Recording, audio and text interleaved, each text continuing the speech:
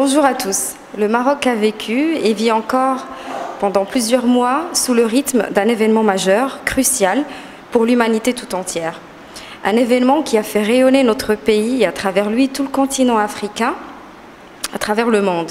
Il s'agit, vous l'avez compris, de la COP 22. Une COP de l'action, une COP pour mettre en avant et mettre en œuvre l'accord de Paris, et un événement qui ne s'est pas arrêté à la fin de la conférence, un 18 novembre 2016, puisque le Maroc est toujours président. Plusieurs spécialistes et experts internationaux que nous avons rencontrés lors de débats et de conférences ont tenu à saluer chaleureusement l'organisation, mais également la présidence de la COP 22. Sa Majesté le roi Mohamed VI, à la fin de la conférence, a félicité chaleureusement le comité de pilotage, un groupe humain composé de 10 personnalités issues de différents univers, ayant des compétences diverses et variées mais complémentaires. Et justement, ce matin, nous avons le grand plaisir d'être face à une femme marocaine, comme on les aime, brillante, compétente, qui a consacré sa carrière à la question environnementale et écologique. Aujourd'hui, nous sommes face à la championne du climat, Madame Haïté. Madame Hakima Haïté, bonjour. Et merci à vous de nous recevoir aujourd'hui dans votre bureau. Bonjour, merci d'être venu, merci de m'avoir invité à cette entrevue. Nous avons une première question qui nous vient naturellement et que beaucoup de gens se posent. Vous êtes championne climat et on voulait savoir dans le cadre de ce poste, quels sont les rôles et les missions qui sont portés par cette fonction? Écoutez, vous me posez la question dans un jour qui est particulier, parce qu'aujourd'hui, et je viens de l'apprendre à l'instant même avec tristesse, le ministre des îles Marshall, le ministre de l'Environnement des îles Marshall, M. Zarqa, qui est un ami et qui a joué un grand rôle dans la création de ce poste de championnat lors de l'accord de Paris, parce que c'est le ministre qui présidait la coalition 1,5 degré C. Ça veut dire quoi? Ça veut dire que lors de l'accord de Paris, on avait un objectif. C'était de faire en sorte que les pays mettent en place des actions qui permettraient de réduire la température mondiale à 2 degrés C. Mais les États insulaires se sont opposés à cet objectif-là et ont demandé, avec la présidence justement et sous le leadership des îles Marshall et du président et du ministre Zarqa, que Dieu ait son âme, et je tiens à profiter de cette entrevue pour présenter mes condoléances à sa famille, sa petite famille, sa grande famille, à son gouvernement, mais surtout à tous nos amis des Nations Unies et de l'UNFCCC. Avec ce ministre, nous devions faire une réunion justement à New York, et il était question qu'on organise ensemble une réunion à New York. Et donc, je suis vraiment attristée. Donc, pour revenir à votre question de championne, ce poste de championnat a été créé par l'accord de Paris, parce qu'on a estimé qu'il fallait créer un leadership politique pour pousser les États à plus d'actions et pour basculer et pour aller encore plus loin de l'objectif 2 degrés C à 1,5 degré C. Et le 1,5 degré C était l'objectif voulu et espéré par les pays insulaires, qui risque d'être effacé de la carte si on s'abstient ou alors on reste à 2,5 degrés C, à 2 degrés C.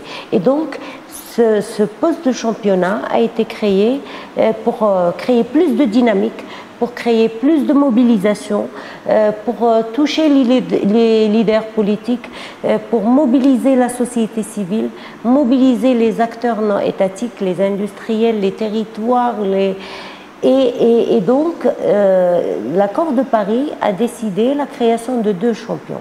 Un champion qui est proposé par la présidence montante et un champion de la présidence en cours d'exercice.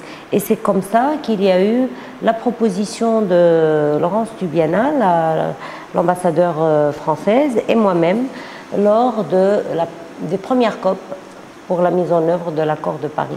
Et donc notre rôle est de championner le monde de championner les acteurs non étatiques, de sensibiliser, de discuter avec les acteurs non étatiques leurs objectifs, leurs perspectives, mais aussi leurs contraintes. Pourquoi ils n'avancent pas, de regarder les investissements, de championner les banques et les présidents de banques pour changer de paradigme et basculer vers des investissements verts. Et donc, il faut plus d'un champion pour faire le monde et pour changer de monde. Et il n'y en a que deux. Et j'espère que cette année, nous allons en avoir plus parce que nous avons pensé, mon co-champion et moi-même, le champion Inia des îles Fidji et moi-même, qu'il fallait plus qu'un champion pour faire cette transformation globale au niveau mondial. Et cette année, nous avons créé le comité des leaders et parce que nous avions besoin de leadership. Et ce comité de leaders comprend de nombreuses personnalités à travers le monde qui vont continuer et pérenniser le rôle des champions au niveau politique. D'accord. Donc justement, sur cette COP22 qui était organisée au Maroc, on le sait, sur une terre africaine, c'est symbolique puisque ce continent est la première victime, donc il subit de plein fouet les effets de dégradation du réchauffement climatique, sans pour autant être le premier responsable, puisque les pays africains ne font pas partie de la liste des gros pollueurs. Mais c'est aussi des pays qui disposent de moyens financiers très limités. Donc, selon vous, est-ce que les pays riches qui se sont engagés à financer les projets de développement durable en Afrique pour aider l'Afrique à surmonter ces difficultés, est-ce qu'ils ont honoré ces engagements-là aujourd'hui ? Déjà, il est extrêmement important de comprendre qu'on ne parle d'honorer les engagements qu'à partir de 2020. L'accord de Paris ne commence à être mis en œuvre qu'à partir de 2020. Et donc aujourd'hui, pourquoi nous battons pour enclencher cette dynamique, pour être sûr qu'à l'horizon 2020, on va atteindre les 100 milliards de dollars dont on parlait, les pays, je dirais, développés et les pays responsables, qui ont la responsabilité historique de la pollution. Est-ce que nous sommes sur la bonne voie ? Parce qu'on ne va pas attendre 2020. 2020, ce sera le moment des résultats. Écoutez, je vais être très honnête et très directe avec vous. C'est quelque chose qui n'est pas toujours apprécié parce qu'on veut toujours être positif. C'est bien. Je vais être très honnête avec vous. Que ce soit en 2015, lors de la COP21, ou lors de la COP22, même lors de la COP22, les institutions financières nous ont présenté un rapport qui faisait chaud au cœur et qui nous disait que nous allions dépasser les objectifs des 100 milliards de dollars par an. Et donc, en termes d'investissement dans le climat. Maintenant, je vous épargne les détails, comment ces 100 milliards sont calculés, dans quel projet ils vont, etc. La même chose, nous avons, lors de la COP22, une présentation du rapport qui disait que de nombreuses institutions financières sont en train de switcher, de changer de portefeuille de financement en faisant passer leur financement de financement classique pour financer des projets d'investissement classiques à des projets d'investissement verts. Et donc aujourd'hui, nous avons de nombreuses banques qui se targuent de dire que nous sommes passés à 30%, à 50% de financement vert et donc de financement qui prennent en considération les aspects climatiques. Donc tout ça, toutes ces actions sont de bon augure et nous donnent le sentiment que les choses avancent. Maintenant, je suis incapable de vous dire aujourd'hui quelle sera la conclusion du travail qu'on est en train de préparer. Parce qu'entre faire un rapport au niveau d'une instance internationale et faire un rapport qui vienne de la base à partir des coalitions, des États, des entreprises, des territoires, et rassembler tout ça et trouver qu'on est concordant, c'est là où j'aurai moi de l'espoir et c'est là où j'aurai de la certitude qu'on est en train d'avancer. Moi, je voudrais vérifier que sur le terrain, les investissements qui sont apportés sont effectivement verts et que la transition sur le terrain traduit réellement les chiffres qui ont été avancés. Et cela, nous sommes en train d'essayer de le faire à travers le yearbook.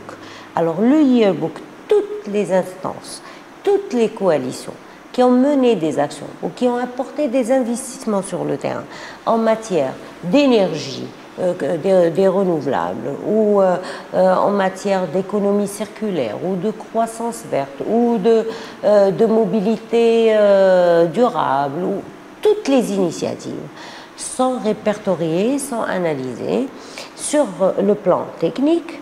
Donc, pour savoir combien de CO2 on a réduit avec l'initiative, est-ce que l'initiative est durable, est-ce qu'elle a répondu aux objectifs de développement durable? Parce que diminuer le CO2, c'est bien, mais il faut encore créer du développement, lutter contre la pauvreté, réaliser la dignité de l'être humain. S'il n'y a pas de dignité, ça ne sert à rien d'innover, de créer.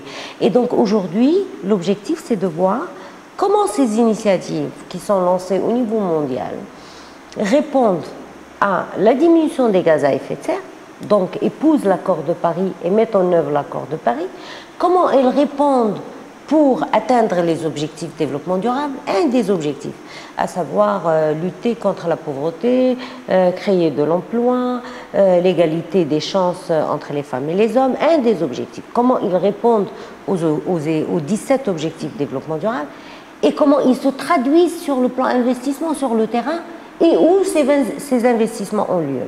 Si on est concentré au niveau de l'Europe, ou là des États-Unis, ou là de l'Asie, est-ce que l'Afrique a sa quote-part au niveau de ces investissements? Comment se répartit la dynamique mondiale de lutte contre les changements climatiques au niveau mondial? Quel type de projet y a-t-il au niveau mondial? Y a-t-il que des projets d'atténuation? Et là, je veux expliquer, c'est-à-dire des projets des énergies renouvelables, des projets qui attirent le secteur privé parce qu'ils génèrent de la valeur ajoutée. Et donc, ce sont des projets où n'importe quel promoteur ou entrepreneur du secteur privé serait intéressé à investir parce que ça rapporte de l'argent. Est-ce que les projets d'adaptation ont leur quote-part? Comment, dans quel pays ils ont lieu, etc. Et donc, toute cette dynamique que nous voulons résumer ne va pas venir d'une institution internationale, ne va pas venir d'une banque, mais elle va venir des acteurs de la société civile eux-mêmes, des porteurs des projets, des pays qui hébergent et qui mettent en œuvre ces projets. Et l'additionnalité des investissements va nous montrer exactement où se font les investissements. Est-ce que c'est vrai que on va atteindre les 100 milliards de dollars? Est-ce que c'est vrai qu'il y a un engagement des pays et un engagement des États pour mettre en œuvre l'accord de Paris? Est-ce que cette dynamique avance? A priori, oui, selon les rapports, aussi bien de l'OCDE que le rapport qui a été mandaté par la COP à deux co-chairs, je ne me rappelle plus les nationalités, mais peu importe, un rapport sur la finance climatique a été demandé et a été préparé et présenté. Donc c'est une manière de corroborer les résultats et c'est une manière aussi d'ancrer cette confiance et de dire au peuple qui souffre, voilà, nous sommes en train d'avancer. On est en train de faire des projets, aussi bien en Afrique que dans les États insulaires, que dans les pays de l'Amérique latine, que chez les peuples autochtones, etc., pour montrer qu'il y a des choses qui se font, ou alors montrer qu'il n'y a pas suffisamment de choses qui se font sur certains territoires vulnérables. Et c'est l'objet du rapport qu'on est en train de préparer, mon co-champion, l'équipe de la CNUC et moi-même. Et donc, qui sera livré pour quand? Le 16 novembre, ce rapport, pour la première fois, sera présenté au secrétaire général des Nations Unies et à la secrétaire exécutive de la Convention cadre. Donc, toujours sur la question des finances, sans rentrer dans les détails, on aimerait savoir, puisqu'on entend parler de fonds, on entend parler de financeurs privés, de banques, etc., on avait une question concernant la répartition de ces aides financières. Quels sont les critères d'attribution de ces aides d'un pays à l'autre? Pourquoi on va favoriser un pays plutôt qu'un autre? Quels sont les critères sur lesquels les financeurs se basent? Est-ce que c'est juste sur la bonne volonté d'un pays, sur une roadmap qu'il présente, Ou il y a d'autres critères que nous connaissons Vous pas? savez, je pense que vous avez déjà été demandé un crédit à la banque. Hein. Pas encore. Pas encore. Oh, vous avez de la chance.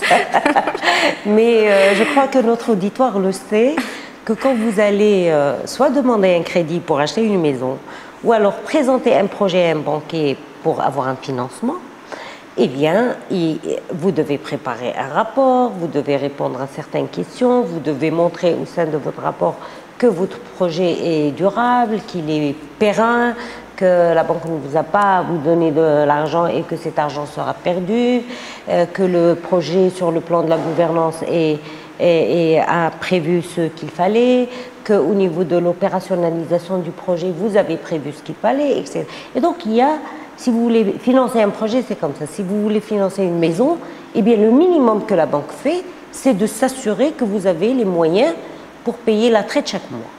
C'est la solvabilité. C'est la solvabilité. Donc, c'est pas difficile. Maintenant, qu'est-ce qui se passe au niveau... Quel que soit le fonds, privé, public, c'est la même chose. C'est le bon sens. Je vous donne de l'argent, que je vous le prête ou que je vous le donne, j'ai besoin de m'assurer que cet argent sera utilisé à bon escient dans un projet qui est bien monté, où la gouvernance est claire et où l'opérationnalisation c'est ça, l'opérationnalisation sera pérenne, sera durable. Et donc, il y a bien entendu des critères d'octroi de ces fonds sous forme de dons ou sous forme de prêts concessionnels au pays. Maintenant, où est le problème? Le problème, c'est qu'aujourd'hui, il y a encore de l'argent. Au niveau du fonds vert, il n'est pas suffisant. Hein. Même les 100 milliards ne sont pas suffisants. Pour répondre aux besoins de l'adaptation en Afrique, il faut 500 milliards, pas 100 milliards. Et donc, les 100 milliards ne sont pas suffisants. Mais notre problème, c'est d'avoir les capacités de mettre en œuvre les projets et de dépenser les 100 milliards. Il ne suffit pas d'avoir un budget.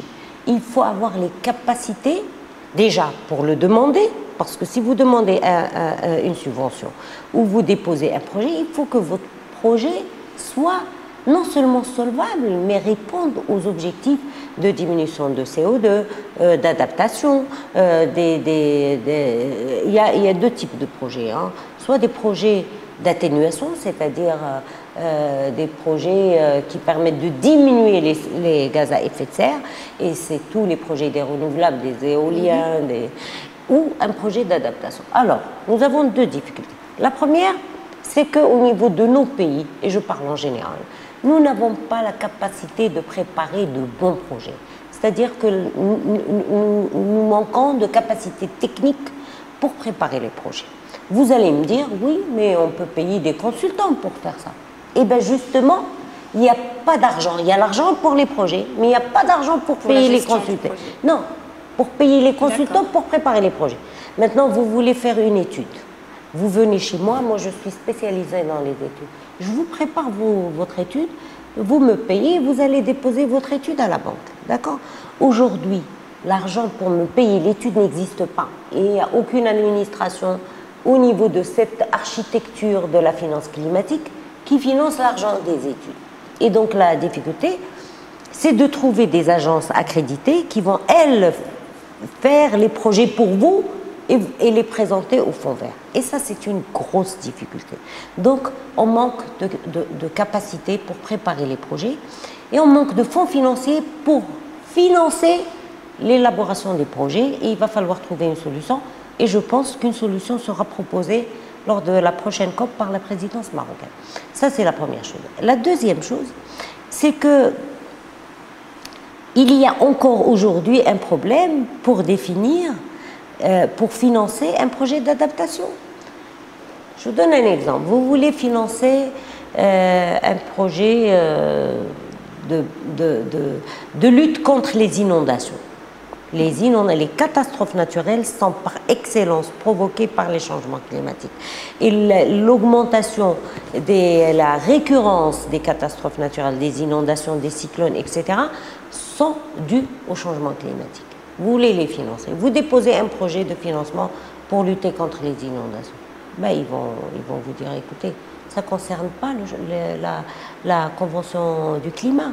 Il faut aller vers la Convention ou le programme de lutte contre les catastrophes naturelles. Vous voulez déposer un projet, je ne sais pas, de création de valeur ajoutée pour les femmes à travers la biodiversité, l'arganerie, je ne sais pas. On va vous dire, mais ça, c'est les ODD.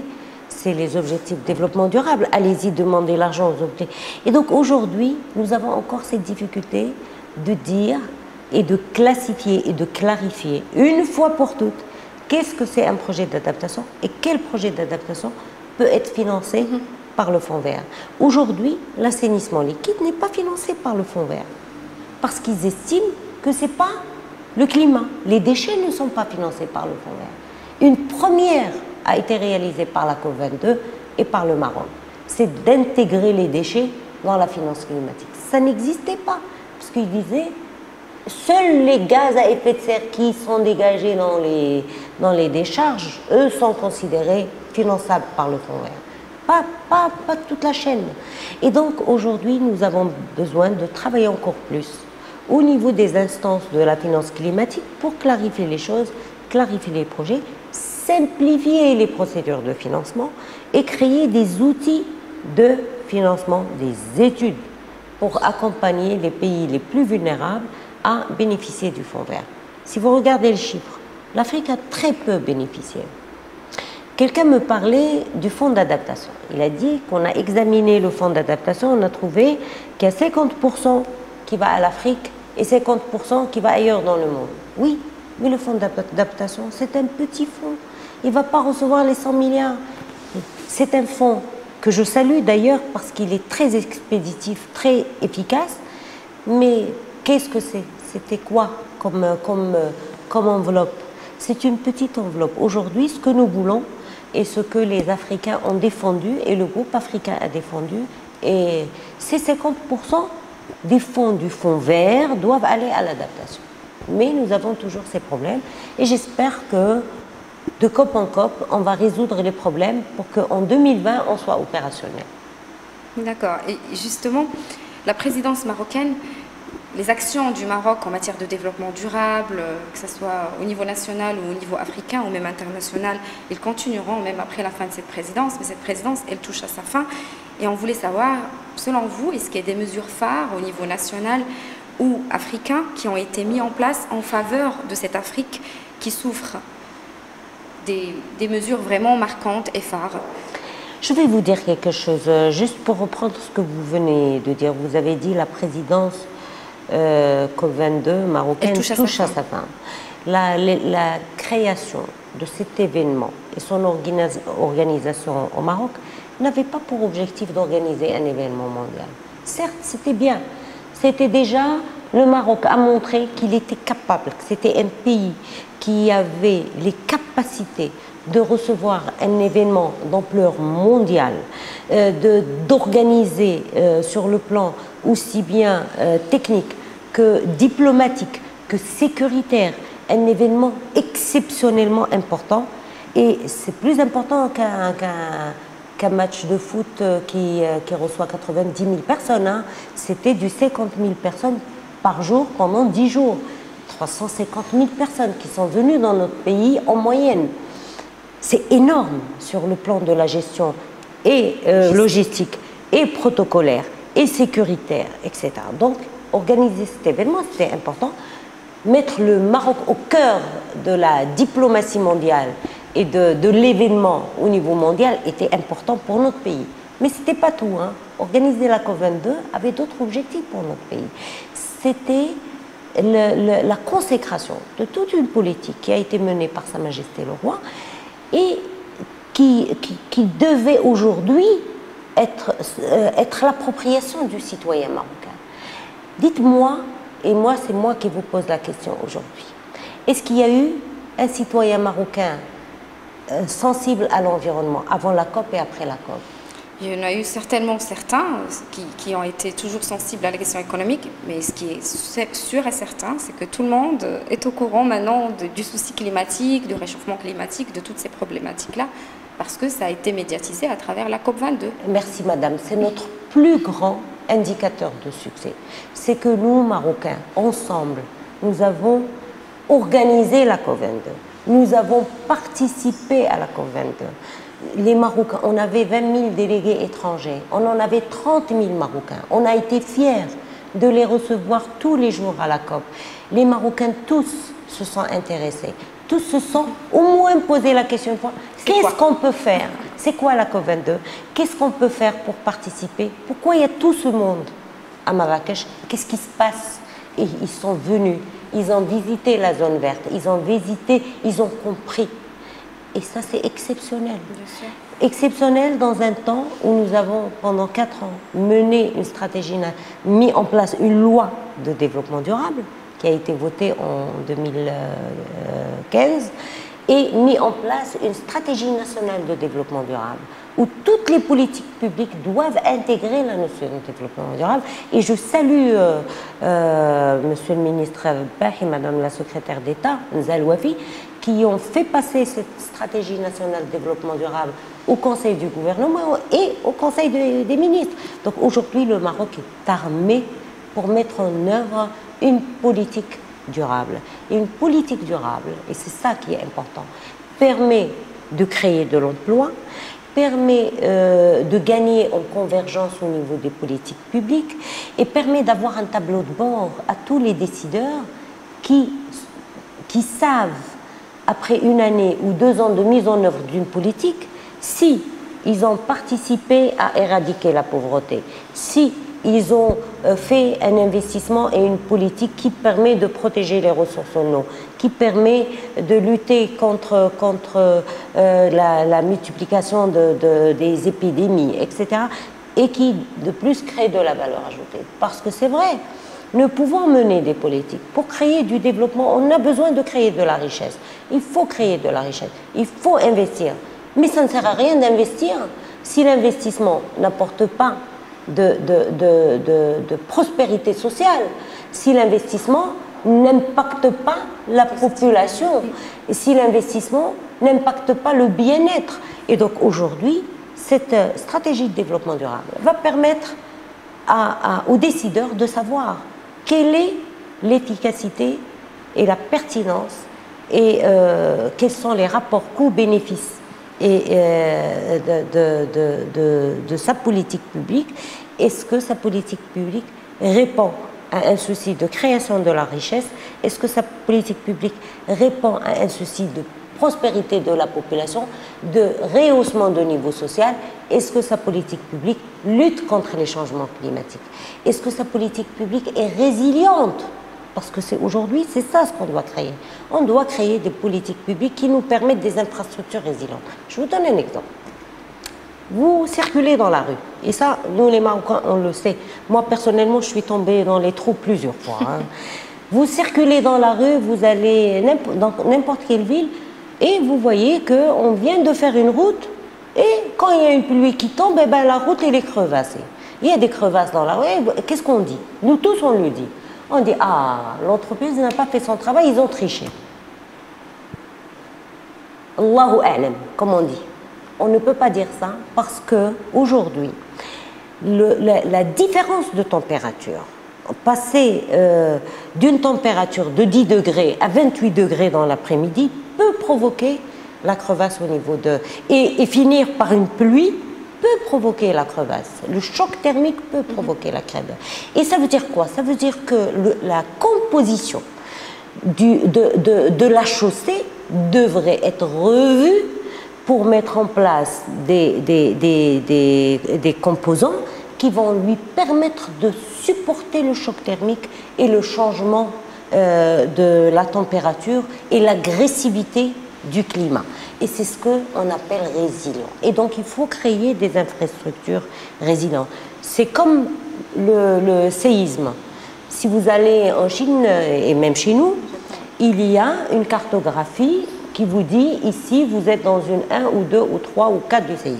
Et en fonction de cette zone, eh ben, vous devez prendre en considération au niveau de la construction, il y a des impératifs à respecter. C'est la même chose avec le climat. Aujourd'hui, nous devons nous poser la question, comment faire en sorte que nos constructions deviennent résilientes, que nos routes deviennent résilientes, que nos ponts deviennent résilients. Mais Djish l'a cru et elle balaye le pont. Vous voyez, les périmètres de protection autour des oueds, quand vous avez des rivières, aujourd'hui, qu'est-ce qu'on fait? Eh bien, on construit dans le lit de l'oued. Et demain, quand il y a une inondation, on dit, oh mon Dieu, on a perdu une partie de notre famille dans l'inondation. Pourquoi? Eh bien, parce qu'on n'a pas respecté le périmètre de protection. Et c'est ça, cette politique de résilience qui doit aussi être intégrée et qui a été prévue dans notre stratégie de développement durable, qui, j'espère, sera mise en œuvre très bientôt par les différents départements ministériels.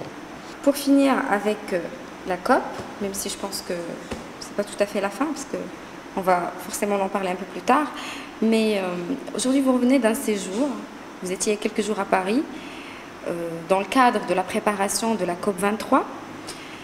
Dites-nous comment se passe cette passation pour vous et quelles sont les prochaines étapes. Tout à l'heure vous aviez parlé du Yearbook qui sera présenté lors de cette COP.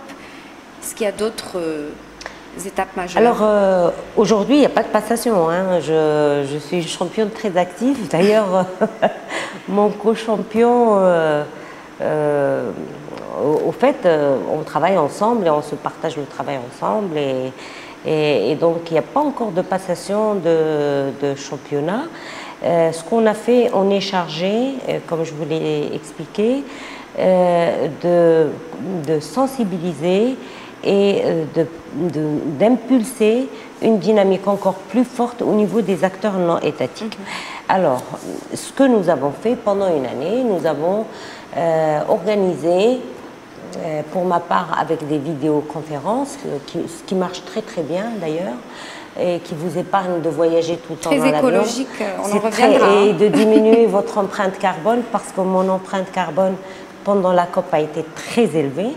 Et donc, on a tenu des vidéoconférences, plusieurs. Hein. Aujourd'hui, je crois qu'on est à une 50aine de vidéoconférences, avec les différents acteurs non étatiques, les différentes coalitions. Nous avons demandé à ces coalitions d'inviter toutes les initiatives sectorielles. C'est-à-dire que vous avez une coalition transport, eh bien vous devez inviter toutes les initiatives sur la voiture électrique, sur la moto, le bus électrique, le bus hybride, toutes les voitures écologiques. Et donc avec la même coalition, nous organisions la chaîne de valeur. C'est-à-dire que tous les acteurs qui œuvrent au niveau de la coalition, nous les avons réunis et notre objectif, c'est de discuter avec eux où ils en sont par rapport à 2015 et par rapport à la COP22. Qu'est-ce qu'ils ont fait en termes de réduction des émissions? Qu'est-ce qu'ils ont fait en termes de respect des ODD dans leur structure, dans leur usine, dans leur institution, etc. Qu'est-ce qu'ils ont fait en termes de respect des ODD? Quelles sont leurs perspectives? Qu'est-ce qu'ils vont faire? Qu'est-ce qu'ils vont présenter à la COP23? On ne va pas revenir à la COP23 pour dire aux gens on n'a rien fait, la COP22 vient de se terminer, on avance. Et donc, quel est l'état d'avancement de leur activité? Qu'est-ce qu'ils ont fait durant cette année? Qu'est-ce qu'ils vont faire en 2018? Et qu'est-ce qu'ils nous promettent en 2020, en 2030 et en 2050? Quelle est leur trajectoire pour d'ici jusqu'à 2050? Alors, les réponses ont été plus ou moins claires pour l'ensemble. Il y a une conclusion très intéressante qui dit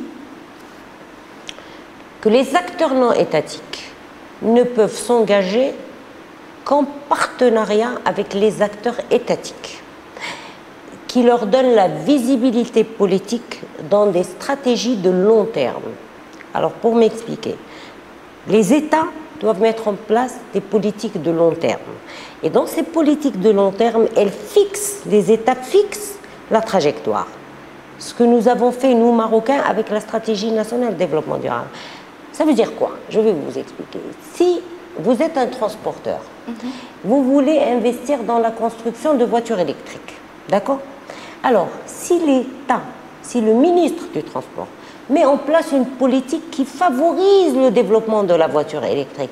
Il va donc vous défiscaliser l'importation des pièces, il va enlever la vignette pour les voitures électriques, il va enlever le paiement des parkings pour la voiture et des autoroutes pour la voiture électrique, il va lever la subvention des énergies fossiles, il va taxer plus fort les voitures qui vont être importées de l'étranger et qui ne sont pas écologiques. Et donc là, le pays politiquement donne un signal aux acteurs non étatiques ou privés pour lui tracer le chemin et lui dire voilà le chemin vers lequel va le Maroc. Aujourd'hui, moi je suis très fière que mon pays puisse donner ce signal à travers l'adoption de la stratégie nationale de développement durable par le Conseil des ministres. Donc aujourd'hui, nous avons une politique qui trace la trajectoire et c'est ce que nous faisons au niveau des coalitions. Donc on a réuni ces coalitions, on a fait des entrevues et nous nous sommes retrouvés 3 fois. Une fois à Rome, une fois à Londres et récemment à Paris. Et l'objectif c'était de décider du programme de la COP22, décider des informations qu'ils doivent nous donner pour élaborer le rapport. Nous avons été clairs cette fois-ci, et ça c'était, je pense, mon engagement, que tout sera mis sur le rapport. Et s'il y a une information qui manque, on ne la cachera pas. On dira, cette information n'a pas été communiquée et n'est pas disponible. Parce qu'il faut que les acteurs non étatiques prennent leurs responsabilités, mais il faut que les États prennent leurs responsabilités. Il y a eu pendant très longtemps une peur de la part des négociateurs et de certains négociateurs, et notamment de nous, les Africains. On disait oui, en poussant le travail des acteurs non étatiques, les États vont être déresponsabilisés, ils ne vont pas faire leur travail. Non. Les acteurs non étatiques n'avanceront pas sans des politiques publiques fermes et sans une volonté politique de changement de paradigme. C'est la même chose pour les institutions financières. Aujourd'hui, il est absolument nécessaire d'observer le changement de paradigme chez les banques. Parce qu'il ne s'agit pas de parler et de dire « moi je vais faire un renouvelable ». Mais si vous allez à la banque et que la banque ne veut pas financer votre renouvelable, parce que le temps de retour sur investissement est plus long, quelle est la solution? On va ruiner les banques? Non, il faut trouver des garanties, il faut trouver des solutions. Et ce sont ces résultats-là que nous attendons de publier dans le rapport, et ce sont ces résultats-là que les champions ont promis de reporter fidèlement, c'est-à-dire qu'on ne cachera rien, on ne fera pas, on n'est pas les psychologues, on est des champions qui avons été mandatés pour reporter la réalité du terrain. Si ça ne marche pas, eh ben on le dira.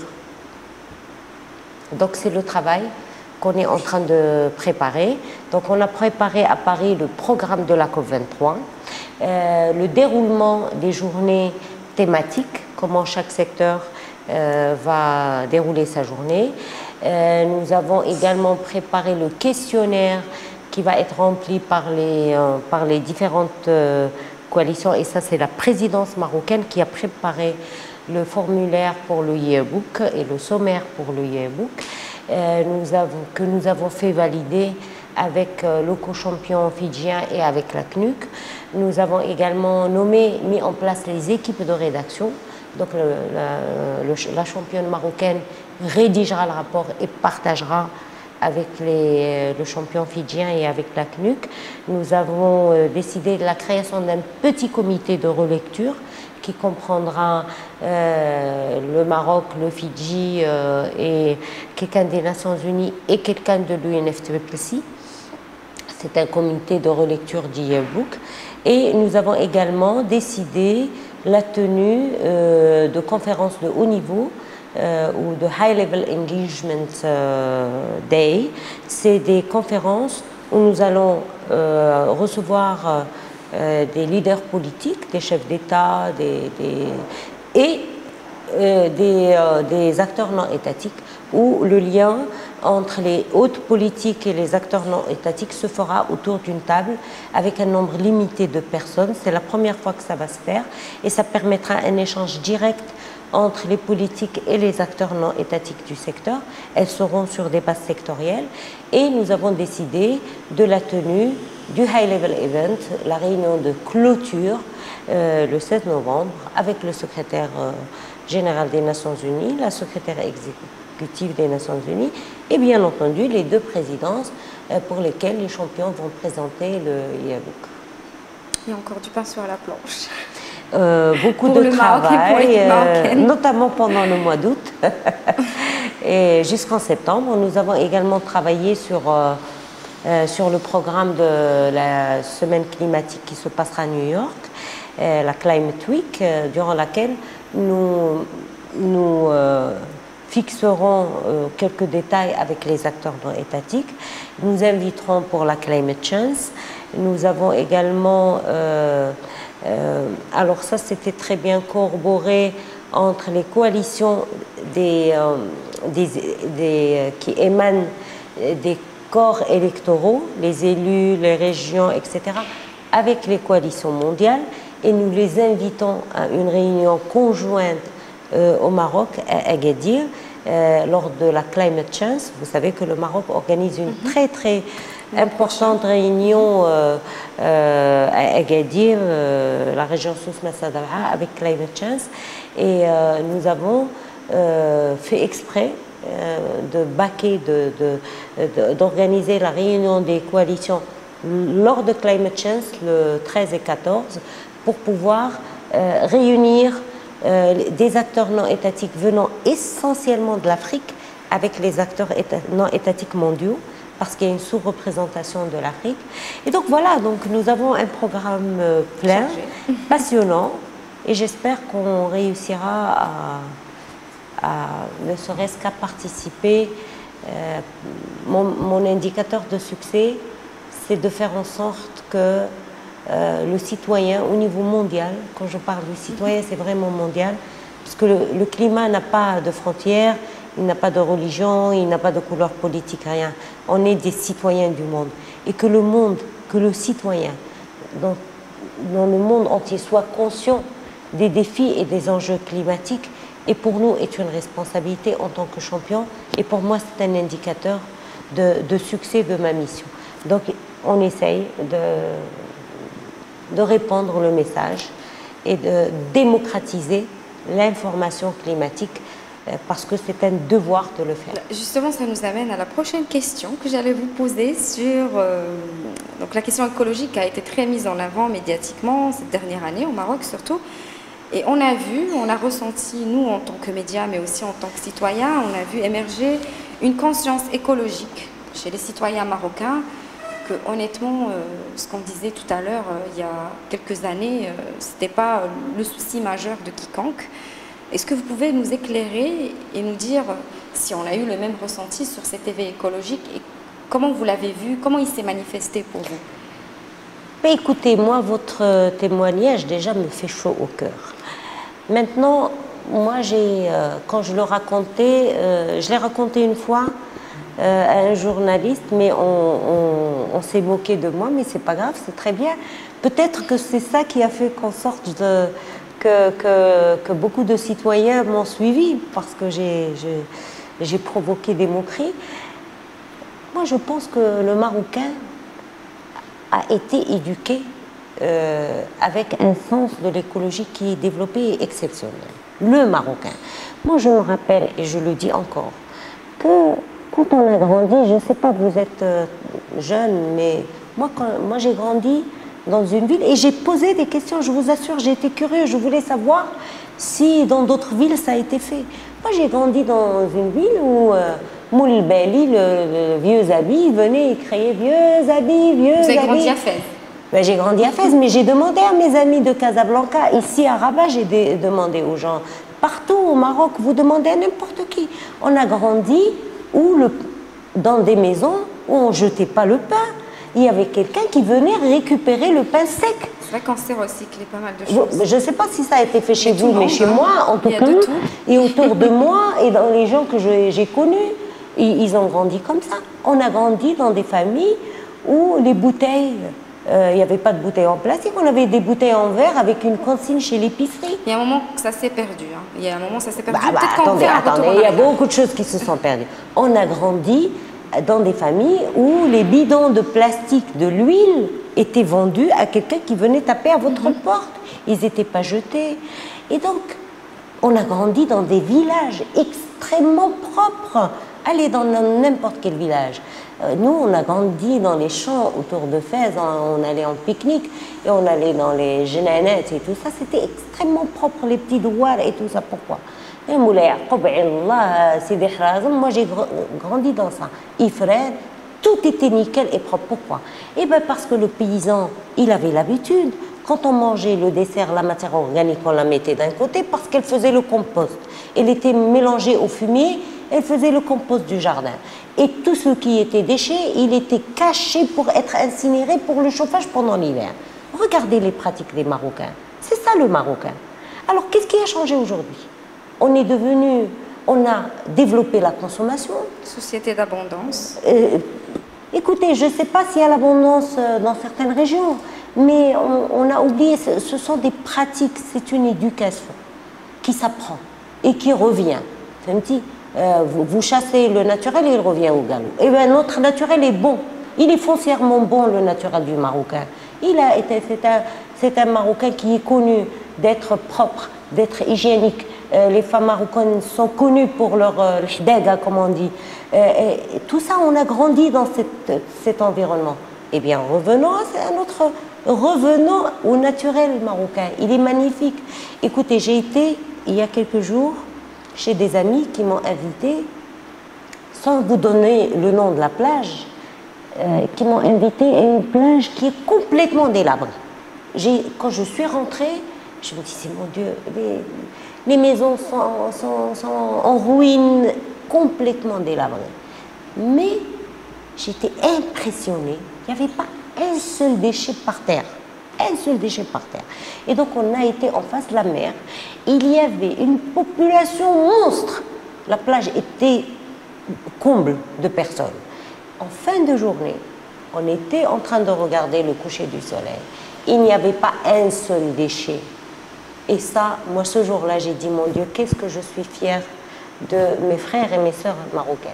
Il n'y avait pas un seul déchet dans cette plage. Pas un seul. Elle est là, elle est délabrée, la plage.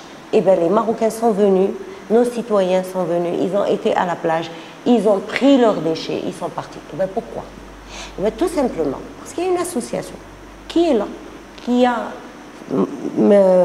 fait porter des t-shirts à des jeunes filles et à des jeunes hommes qui circulent pendant toute la journée chez la population. Vous avez de la poubelle et les gens ont commencé à voir que c'était honteux. Ils ne pouvaient pas jeter la poubelle par terre alors qu'il y avait des jeunes filles et des jeunes hommes qui étaient en train toute la journée de faire la poubelle. Parce que moi, ça m'a intriguée. Je me disais, pourquoi il n'y a pas de poubelle? Vous allez dans n'importe quelle plage au Maroc, au nord, n'importe où, vous allez trouver de la poubelle. Eh bien, il n'y avait pas de poubelle. Parce qu'il y avait un geste, et c'était le bon geste. Le geste, c'était celui-là. Il y avait une animation, les jeunes chantaient, dansaient, c'était magnifique. Et c'est une plage très populaire, elle était magnifique. J'étais heureuse d'être là ce jour-là, parce que j'ai vu le bon Marocain qui voit, et il ne pouvait pas jeter, passer dans la rue aujourd'hui. Mettez les poubelles, mettez quelqu'un qui vient de temps en temps nettoyer. Le Marocain ne jettera pas de poubelle. Mais si vous passez dans le boulevard et que vous ne trouvez aucune poubelle sur le boulevard, et que vous trouvez des déchets, le déchet appelle le déchet. Vous allez envoyer votre déchet par terre. C'est un apprentissage, c'est des pratiques, c'est l'exemple. Il faut que l'État donne l'exemple, il faut que la société civile donne l'exemple, il faut qu'il y ait une éducation à l'école, une éducation à la maison, et ça reviendra. Nous, moi je me rappelle, il y a 20 ans, nos villes n'étaient pas aussi propres, hein, il faut pas se leurrer. Il y a 20 ans, vous circuliez, vous rentrez dans des villes, c'était un cauchemar. Regardez aujourd'hui, on a réussi à donner à nos villes, c'est vrai que beaucoup de citoyens, moi j'ai rencontré une amie à moi il y a quelques jours qui me disait, il y a des rues sales dans une ville donnée, etc. J'ai dit, écoute, on évolue, mais il faut que l'éducation évolue. Il faut que nous donnons cette éducation à nos enfants, aussi à la maison. Nous avons un rôle en tant que mère, en tant que père à jouer, et les choses vont évoluer. Bah, moi, j'entends ce que vous dites, mais moi j'ai un contre-exemple. Moi justement, j'étais chez des amis aussi il y a 2 semaines à la plage, entre Rabat et Casa. Et malheureusement, j'ai assisté à des scènes catastrophiques. Donc des gens qui vidaient le cendrier de leur voiture, comme ça. Ils ne se prennent même pas la tête pour voir s'il y a une poubelle ou pas. La plage, elle était magnifique. Mais il y avait des ordures un peu partout. Et là, je me suis posé une question. Je me suis dit, est-ce qu'il existe, par exemple, pour quelqu'un... Des fois, on assiste tous à des scènes où quelqu'un, il roule dans une belle voiture, mais et puis, peut jeter jette la n'importe poubelle, quoi. Ouais. Voilà. Même si la rue est propre, même s'il y a des poubelles, il ne le fait pas parce qu'il n'a pas envie de me faire. Et je me suis posé cette question. Est-ce qu'il y a, par exemple, des amendes? Parce qu'il y a des gens, je pense, qui peuvent être sensibles à l'éducation, tout ça, et d'autres, ils ont besoin qu'on soit un peu plus sévère, notamment à travers des amendes, des lois. Est-ce qu'il y a des choses... Moi, je suis d'accord. Hein. Est-ce que ça existe ou pas? Je suis complètement d'accord avec vous. Et d'ailleurs, il y a eu une très grosse discussion au Parlement quand on passait, que ce soit la loi sur le littoral ou la loi cadre, il y a eu de grosses discussions pour qu'on mette en place des amendes. Et juste une particularité, c'est pas une particularité du citoyen marocain. Moi, je vis entre Casablanca et Paris, et même en France ou ailleurs dans le monde, il y a des gens qui ne sont pas sensibles, ils peuvent jeter. Mais ils savent parce qu'il y a une amende. En France, etc. Vous jetez des ordures, tous les passagers vont vous arrêter, vont vous gronder, vous allez avoir honte de vous-même. En France, moi j'ai assisté récemment à Paris, j'ai assisté à une scène juste incroyable à l'aéroport. On faisait la queue, il y avait une queue de... j'étais 1 heure, j'ai fait la queue pendant 1 heure. Il y a une dame d'un certain âge. Elle devait avoir peut-être 80 ans, je n'en sais rien, mais vraiment une vieille femme qui a circuité toute la queue et qui est passée pour passer tout à fait au bout. Et on lui a fait une scène, on a refait son éducation. Parce qu'il se faisait que sur la queue, au début, ben, il y avait un monsieur qui était cardiaque, il y avait un monsieur qui portait une machine, il y avait... Bon. Ils lui ont dit, non, on est aussi vieux que toi. Tu fais la queue, vous revenez, respectez. J'ai assisté à cette même scène dans un supermarché. C'était scandaleux. Les gens ne peuvent plus, parce que le citoyen éduque le citoyen. Ici, on n'éduque pas. Ici, on n'éduque pas. Vous passez dans la rue, vous voyez quelqu'un envoyer les ordures, vous ne l'arrêtez pas. Et si vous l'arrêtez, il risque de vous agresser. Et s'il vous agresse, il n'y a personne qui intervient. Bien sûr, parce que je suis là. Je ne sais pas si vous regarde pas. Ils vont me dire ça ne vous regarde pas. Et donc aujourd'hui, nous avons besoin, je vous dis, il y a des gestes. C'est vrai, vous avez raison, il faut faire des amendes. Donc ça n'existe pas. Moi personnellement, moi je militais pour que le policier du rond-point puisse vous faire une amende environnementale. J'ai milité pour ça. Je voulais que le policier du rond-point, quand il est là, s'il voit une voiture passer avec des émissions de gaz à effet de serre, il l'arrête, il lui donne une amende. Si vous jetez 2 ordures par la voiture, s'il voit quelqu'un qui a du linge sur le balcon, il l'arrête. Si vous jetez de la poubelle, il vous arrête et il vous fait une amende. Moi, j'étais pour ça. Ça me fait penser à autre chose, justement. La police environnementale. Non, elle n'a pas le droit de mettre en place des amendes. Pourquoi on lui donnerait Ce serait plus simple. Oui, ben c'était la discussion qu'on a eue au Parlement, parce qu'on a déjà une police. On a déjà une police. Et maintenant, il y a encore une police dédiée à l'environnement. Oui, mais son rôle est différent. Hein. Son rôle n'est pas de verbaliser le citoyen. Elle a un autre rôle, c'est d'aller vérifier que les investissements faits en matière d'environnement et promis par les promoteurs ont été respectés. Maintenant, vous avez un projet. Vous vous engagez dans votre étude d'impact que vous allez construire une station d'épuration. Et que votre station d'épuration, elle va permettre de traiter les eaux usées de votre lotissement ou de votre complexe. Ce n'est pas le ministère de l'Environnement qui vous donne l'autorisation de construire. C'est un autre comité présidé par l'agence urbaine. Vous avez votre autorisation de construire. Quand vous construisez, nous, en tant que ministère, on ne sait pas si vous avez réalisé la station. Et quand même vous avez réalisé la station, on ne sait pas si votre station répond aux normes. Donc, qu'est-ce qu'on a fait? On a créé une police de l'environnement qui va aller chez vous, vérifier que l'autorisation numéro telle, l'acceptabilité environnementale qui a été donnée par le ministère de l'Environnement a été effectivement respecté et que le promoteur peut continuer à le porter parce qu'il a réalisé son projet conformément à l'acceptabilité environnementale. On vérifie les investissements aussi bien pour le public que pour les privés. On peut aller dans une commune ou dans un projet réalisé par l'ONE, par l'Office national d'eau et d'électricité, des stations d'épuration, et vérifier que les stations marchent, que les décharges sont réalisées dans les normes, etc. Donc la police de l'environnement, elle contrôle tout ce qui est réalisation environnementale et conformité environnementale. Maintenant aussi, elle contrôle les réclamations. Vous êtes une citoyenne, vous nous avez écrit, vous nous dites tel lieu, il y a une usine qui rejette un produit toxique. Donc la police se rend sur place, elle contrôle, le laboratoire fait son travail et envoie le rapport au WELI. Le ministère de l'Environnement n'a pas les prérogatives de fermer l'usine. Il demande au WELI de fermer l'usine ou de trouver une solution. Et donc, on n'a pas une action directe au niveau... enfin, on n'a pas... le ministère de l'Environnement n'a pas cette action directe au niveau du terrain. D'accord. Ce qui est dommage. Hein. D'accord. Donc, le Maroc a mis en place donc l'année dernière plusieurs opérations. Donc, la plus célèbre et la plus médiatisée, c'était l'opération Zéro Mica, qui a connu un très grand succès. Néanmoins, on a beaucoup de demandes de gens qui nous interviewent, qui nous posent la question, qui nous envoient des emails. Pourquoi on n'entend pas parler d'une opération généralisée, surtout au niveau national, concernant tout ce qui est tri? Je ne sais pas si vous avez les éléments pour répondre à cette question, mais... Bien sûr que j'ai les éléments, parce que je fais partie, entre autres, des ministres qui ont enclenché l'interdiction du plastique.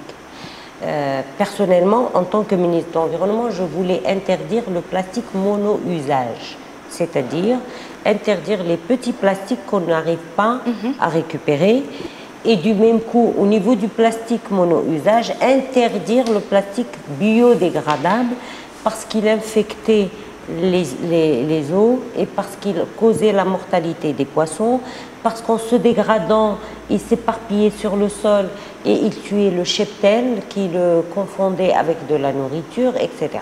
Et donc, mon idée au début, c'était de faire un projet de loi et d'interdire le plastique biodégradable, le mono-usage biodégradable, et le plastique et le sac en plastique qui vole, qui est très léger et qui vole. Mica qui vole, hein, parce que dans le plastique, il y a des grammages. Et quand vous avez un sac qui est lourd, eh ben, vous pouvez le reprendre, le mettre dans le circuit de recyclage et vous pouvez le recycler. Bon, les choses ont évolué autrement. Et ce projet de loi sur lequel j'ai moi-même travaillé avec le ministre du Commerce et de l'Industrie, Moulay Hafid Alami, a interdit complètement le plastique, complètement, et a trouvé d'autres débouchés comme le papier, comme le papier feutre, etc., pour remplacer le plastique. Ce qui est très bien aussi, hein, ce qui est excellent. Sur le plan environnemental, c'est vraiment une décision radicale, quoique moi, ce n'était pas la décision que j'aurais prise au début. Moi, je voulais faire ça en 2 étapes, interdire le plastique mono-usage, prévoir des sacs en plastique multi-usage au niveau des supermarchés, etc., qui remplaceraient le CFA, promouvoir le CFA également, promouvoir des métiers de l'artisanat et apporter des solutions alternatives. Mais bon, je pense que c'était un grand succès de pouvoir éradiquer une fois pour toutes, quoique ce n'est pas complètement éradiqué. J'ai été hier faire des courses et on m'a proposé des sacs en plastique et je leur ai dit attention, c'est moi qui les ai interdits, s'il vous plaît, pas de sacs en plastique. Et donc, c'était une très très belle réalisation qui a été faite. Aujourd'hui, il faut l'accompagner parce qu'il ne s'agit pas. Le Zéro Mica, c'était ni le ministère de l'Environnement, ni le ministère du Commerce et de l'Industrie. Le Zéro Mica était une campagne ponctuelle qui a été menée par la société civile pendant la COP. Nous avions préparé en tant que ministère dans le temps les spots publicitaires pour accompagner l'éradication du plastique. Donc ça a été fait. D'ailleurs, ces spots existent encore au ministère de l'Environnement et j'espère, c'est un appel pour M. le ministre Repahi, Madame la secrétaire d'État, de faire sortir ces spots parce qu'on en a encore besoin. Zéro Mica, c'était une campagne ponctuelle qui a été réalisée par la société civile que je salue aujourd'hui. Et donc, ce n'est pas une campagne qui est institutionnelle, qui a fait suite à l'interdiction du sac en plastique par les deux ministères de l'Environnement et du Commerce. Mais est-ce que vous pensez qu'on verrait de la même manière, quel que soit l'organisme qui est derrière, si c'est État ou autre chose, société civile, est-ce qu'on verrait des campagnes de la même envergure et on verrait des poubelles à 3 couleurs ou 2 couleurs sélectives dans nos quartiers? Est-ce que ça va fleurir bientôt ou c'est pas dans l'ordre du jour? Je vais encore vous donner mon avis là-dessus. C'est exactement on n'est pas obligé de faire comme les Européens. On n'a pas les moyens d'ailleurs de faire comme les Européens et d'avoir plastique, verre et un conteneur pour le plastique, un conteneur pour le verre, un conteneur pour le papier. On n'a pas les moyens. Parce que quand vous dites un conteneur pour chaque composant, ça veut dire qu'il faut un engin qui vient... 3 engins. Voilà, 3 ou 4 engins, des fréquences étudiées, des facteurs humains en fait. Il faut une grosse campagne de sensibilisation. C'est compliqué. Moi, je suis pour le 2 poubelles. 2, c'est tout. Le sec et l'humide. L'organique et le non organique. Et c'est la politique que je voulais mettre en place au Maroc, mais il fallait la préparer. Je voulais la préparer en 2 étapes. La première étape, c'était de dire il faut préparer les centres de tri. Les centres de tri, il faut d'abord, avant de séparer, on ne va pas séparer les poubelles pour les ramener encore à la décharge, les mélanger. Et d'ailleurs, beaucoup de citoyens ont vu ça. Dans des quartiers où il y a des pilotes de tri, on sépare, on demande aux citoyens de séparer. Après, quand le camion vient, il mélange tout et il l'amène à la décharge. Pourquoi? Parce qu'il n'y a pas de centre de tri. D'abord, au Maroc, il fallait préparer les centres de tri. Et nous avons fait, durant mon mandat, nous avons fait l'étude de 18 centres de tri. 18. La moitié ont eu une acceptabilité environnementale. Marrakech a été construit pendant mon mandat et un autre a été lancé, Fès a été construit en dehors du ministère, je pense, ou en cours. L'Aïeul, non. Il n'y a que Marrakech qui a été construit parce que son argent, je l'avais pris du budget général pour le préparer pour la COP22. Mais tous les autres ont été bloqués pendant 2 ans. Parce que pendant 2 ans, il y a eu un conflit sur la gestion du fonds vert et tout l'argent du fonds vert a été bloqué et il n'y a pas eu d'investissement. On aurait eu aujourd'hui 18 centres de tri. Une fois les centres de tri construits, là je peux commencer à trier et à mettre les poubelles. Et donc l'idée c'était quoi? C'était de récupérer une partie de l'argent de l'écotaxe. Cet argent de l'écotaxe va servir au début, la première année, à investir dans les centres de tri, à donner une participation aux communes pour qu'ils investissent dans les centres de tri. Et une fois les centres de tri réalisés, l'année suivante, l'écotaxe allait servir à investir comme une participation, à mettre en place la collecte sélective en 2 bacs. Et la 3e année, l'écotaxe allait servir et allait revenir aux industriels. Et on a changé le décret d'application du fonds vert, le fonds de l'environnement, on l'a changé pour que l'argent de l'écotaxe puisse revenir chez l'industriel pour qu'il mette en place des stations de valorisation. Donc la politique a été pensée, elle a été réfléchie, mais elle n'a pas pu être mise en œuvre parce que tout simplement il y avait un problème et l'argent a été bloqué. Donc aujourd'hui, j'espère que cet argent va servir à financer les centres de tri qui ont été prévus, que cet argent va servir à financer à donner des participations aux communes pour qu'ils mettent en place la séparation des poubelles. Et que cet argent va servir à créer de l'économie verte et de l'économie circulaire et à créer des petites entreprises spécialisées dans la valorisation des déchets. Si nous faisons ça, il faut 3 années pour faire ça. Si nous le faisons, eh bien, nous allons, une fois pour toutes, non seulement nous débarrasser des déchets, non. Nous allons économiser des devises, parce que les déchets que nous envoyons à la poubelle, nous les importons au Maroc. Nous les importons pour aller dans l'industrie. Le plastique, nous l'importons. Et si demain, nous donnons à l'industrie du plastique propre, qui n'est pas mélangé avec et qui n'est pas contaminé par la matière organique, il va aller tout de suite dans les usines, il va rentrer dans les circuits de production. Donc aujourd'hui, nous perdons des devises, nous perdons de l'argent. Aujourd'hui, il y a un manque à gagner chez l'industriel, parce que quand il importe plus cher. Que ce soit le carton, que ce soit le papier, que ce soit le verre, que ce soit le fer, tout ce que nous jetons peut être recyclé. Tout ce qui est à la poubelle peut être recyclé. Aujourd'hui également, nous importons des produits qui vont servir à l'incinération pour créer de l'énergie et pour diminuer la consommation énergétique. Nous pouvons les fabriquer au Maroc.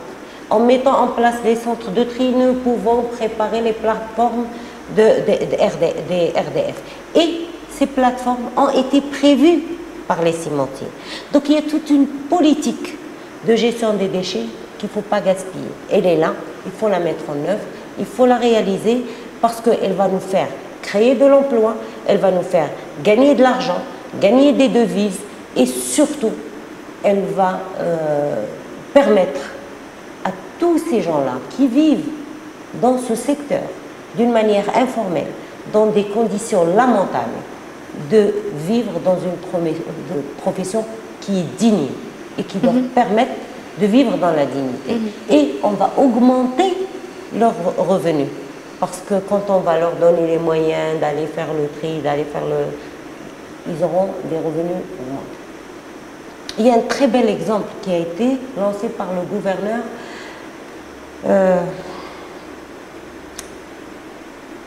par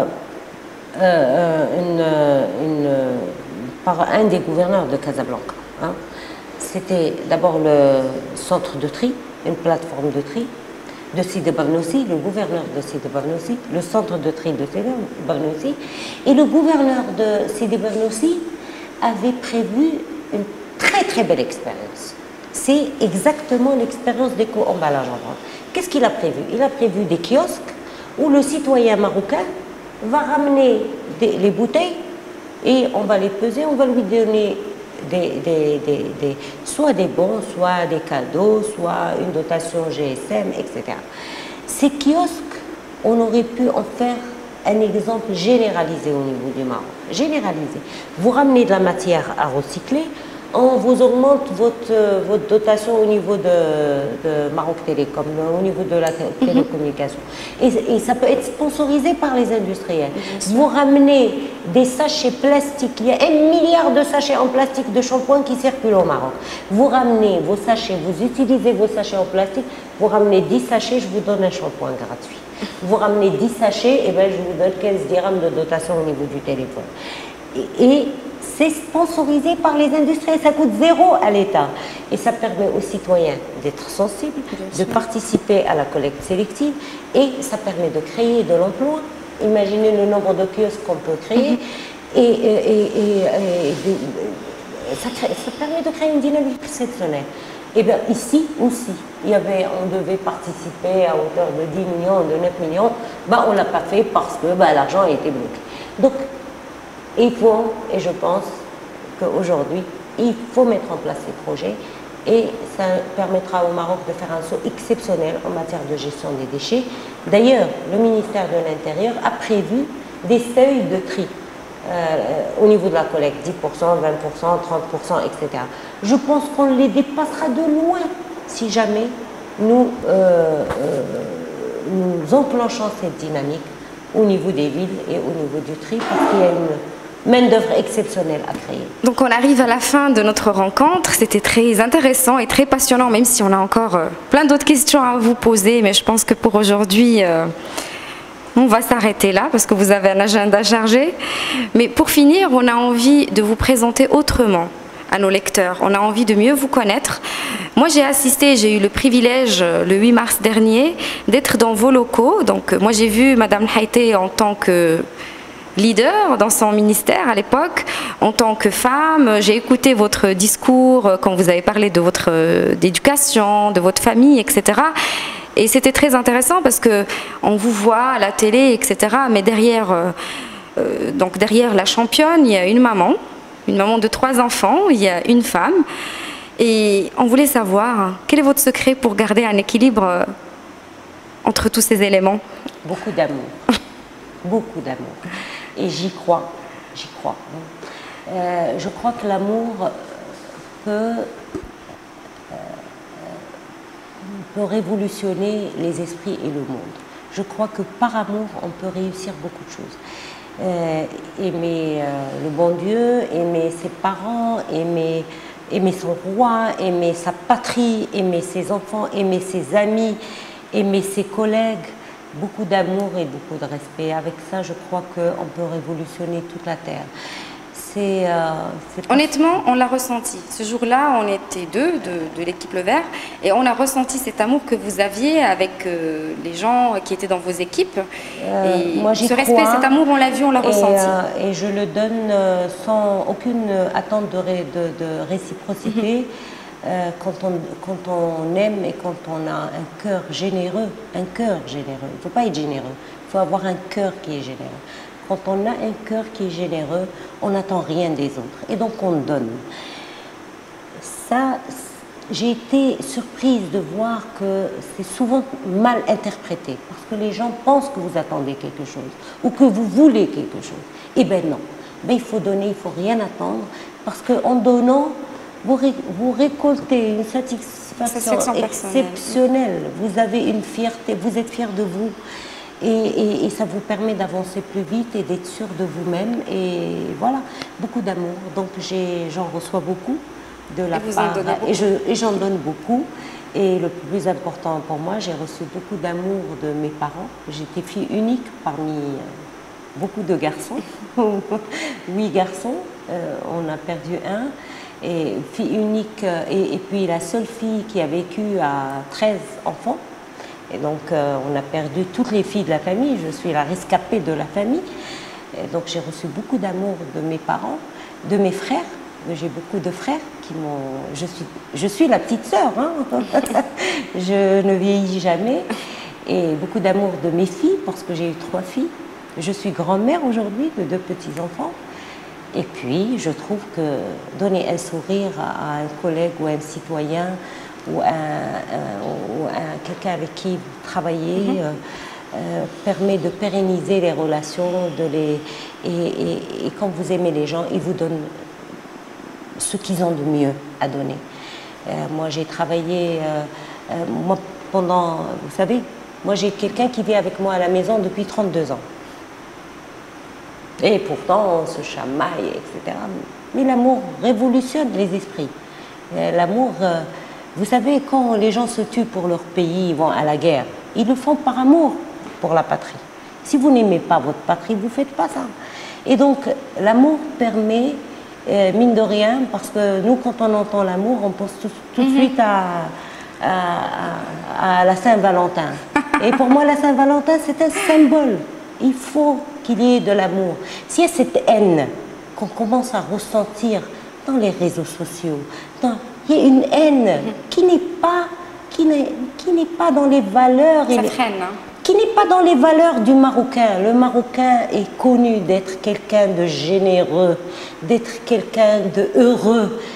Le Marocain, qu'il soit riche ou pauvre, le Marocain n'a jamais envié, il n'a jamais envié le Marocain. Le Marocain a été aimant. Il faut garder cet amour entre les citoyens. Il faut écraser la haine, parce que la haine écrase les valeurs, écrase l'être humain. Et cette haine qui est en train de monter n'est pas normale. C'est pas nous, c'est pas le Marocain.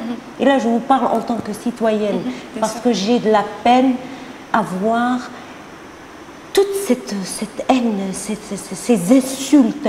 C'est parce qu'on n'est pas d'accord, ou on n'est pas de la même couleur politique, ou on n'est pas, ou je ne vous connais pas, ou je ne suis pas d'accord que vous portiez un foulard comme ça que je vais vous haïr. C'est parce que je ne suis pas d'accord avec vous que je vais vous haïr et je vais vous insulter. Non, on est différents et notre richesse est dans notre différence. On ne pense pas de la même manière. Heureusement, heureusement pour notre pays. Heureusement que nous avons cette diversité, heureusement que nous avons les Sahraouis, les Souessa, les Riefa, les Jbela. Moi, je suis Jblia, ma grand-mère est Sahraouia, mon autre grand-mère est Chelha, ma mère est Fessia. C'est cette richesse qui fait le Maroc. Et donc, beaucoup d'amour, c'est le secret. Et l'amour vous permet de tout gagner, de gagner toutes les batailles. L'amour de Dieu vous permet d'être fort. L'amour de vos parents vous permet de sentir que vous êtes mardia, que jamais rien ne vous arrivera. L'amour de vos enfants vous permet de savoir que vous avez été à la hauteur de l'éducation et de la tâche noble que le bon Dieu vous a donnée.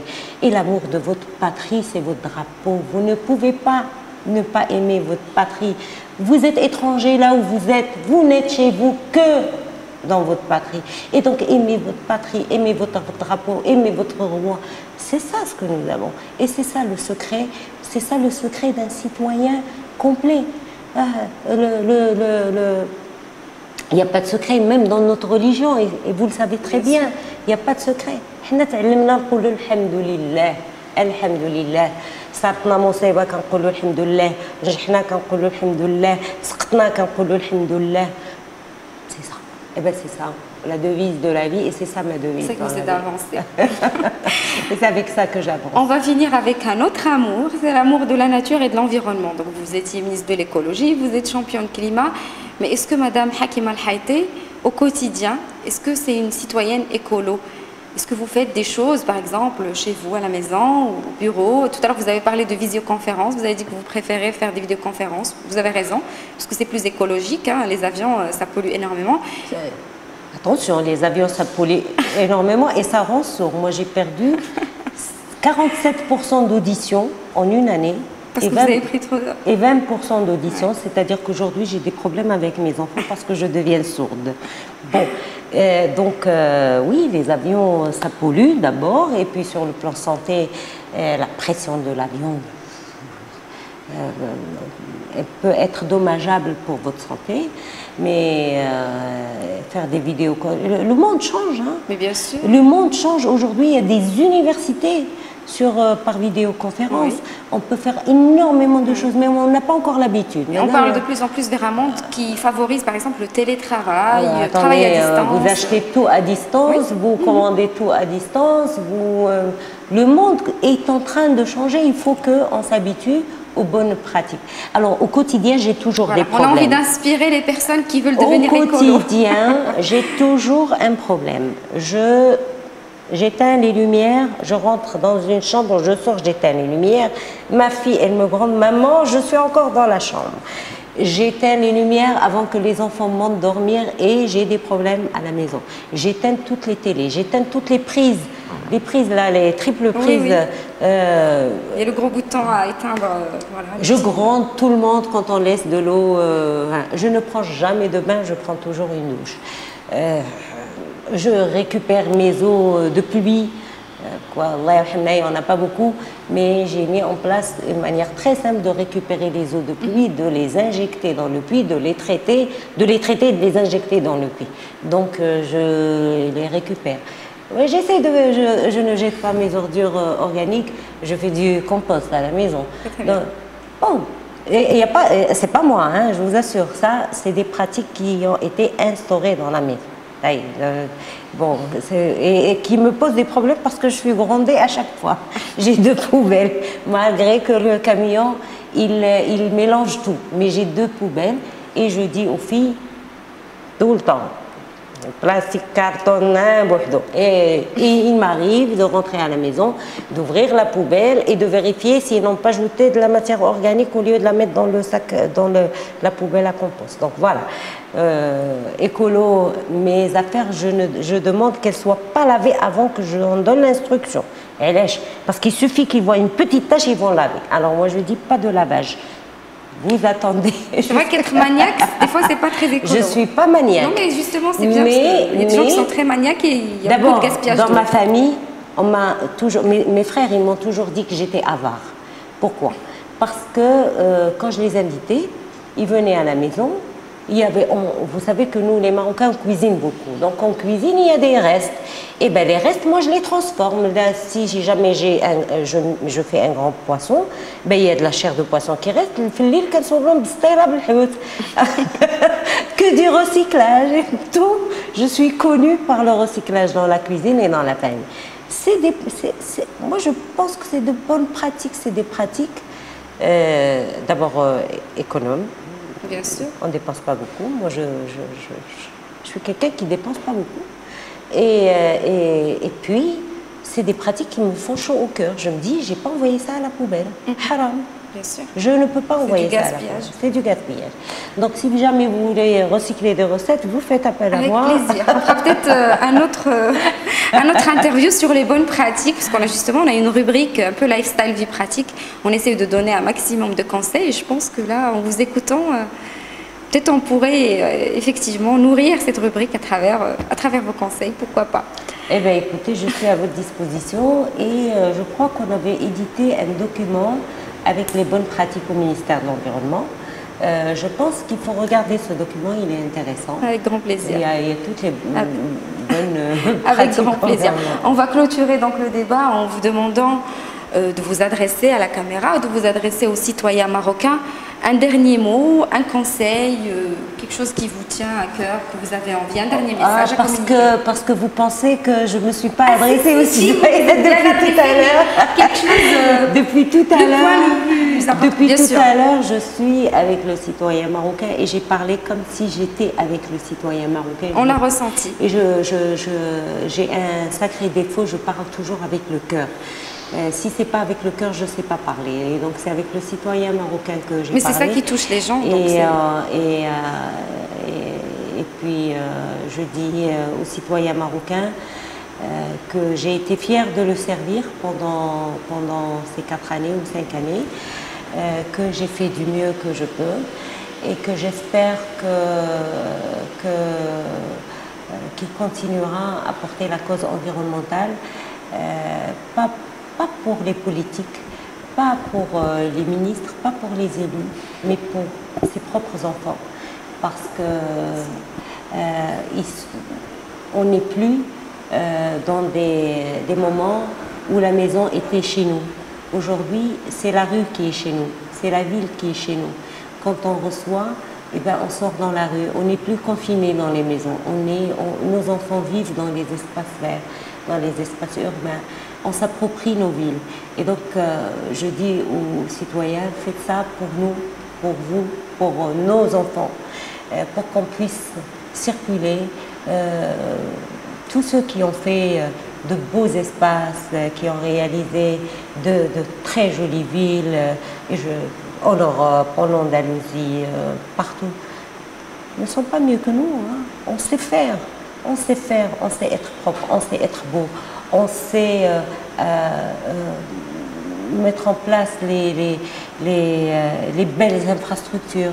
Encore faut-il qu'on les protège. Alors protégeons-les ensemble comme si c'était à la maison. Et je sais que toutes les maisons marocaines, elles sont propres, elles sont bien ordonnées.